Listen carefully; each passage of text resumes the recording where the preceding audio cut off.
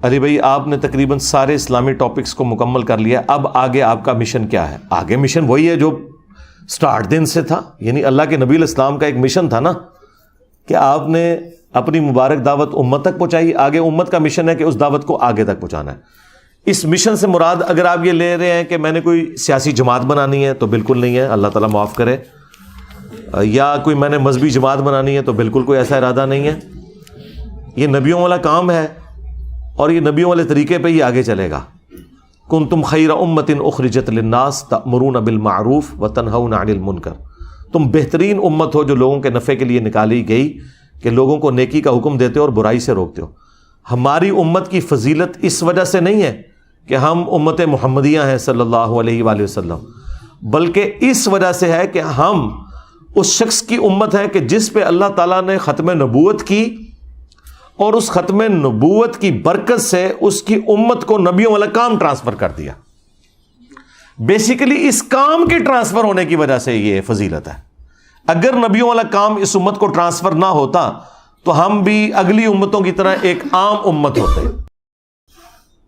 لیکن دیکھیں یہ خوش نصیب امت، بخاری مسلم میں آیا کہ قیامت کے دن بعض انبیاء اس حال میں اللہ کے حضور آئیں گے کہ کسی کے ساتھ صرف 4 بندے ہوں گے جو ان پر ایمان لائے، کسی کے ساتھ 3، کسی کے ساتھ 2، کسی کے ساتھ 1، اور کسی کے ساتھ 1 بھی نہیں ہوگا، اکیلا آئے گا کہ یا اللہ میں نے اپنی پوری کوشش کی، کسی نے بات ہی نہیں سنی۔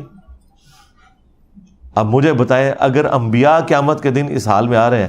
تو وہ ہمارے اسٹوڈنٹس جو پریشان ہوتے ہیں کہ جی ہم نے بڑی کوشش کی، کوئی ایک بندہ بھی چینج نہیں ہوا، سرکار کوئی مسئلہ نہیں ہے۔ ہمارے استاد ڈاکٹر سرار صاحب کہا کرتے تھے جس نے کسی کو اللہ کے نبی کا پیغام پہنچا دیا، اسے ہدایت ملے نہ ملے اس کی اپنی ہدایت ہو گئی ہے، کیونکہ اس نے وہ جو 4 شرائط ہیں ان پہ عمل کر لیا ہے۔ الا الذین آمنوا وعملوا الصالحات، یہ بڑا آسان ہے۔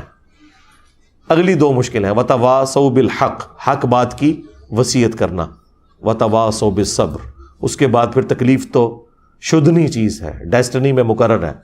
اس پہ صبر کرنا ہے۔ تو جب آپ کسی کو دعوت دیتے ہیں، اس کے اگینسٹ آپ کو جو تکلیف اٹھانی پڑتی ہے، کبھی اس کی تیکھی باتیں سن کے اور کبھی ہلکی سی مایوسی چھا جاتی ہے کہ یہ بات کیوں نہیں سمجھ رہا، تو بس آپ کی وہ 4 شرائط پوری ہوگی، آپ اپنا جنت کا ٹکٹ کٹوائیں اور نکلیں۔ یہ آپ کے اپنے ٹکٹ کے لیے 4 چیزیں ضروری ہیں۔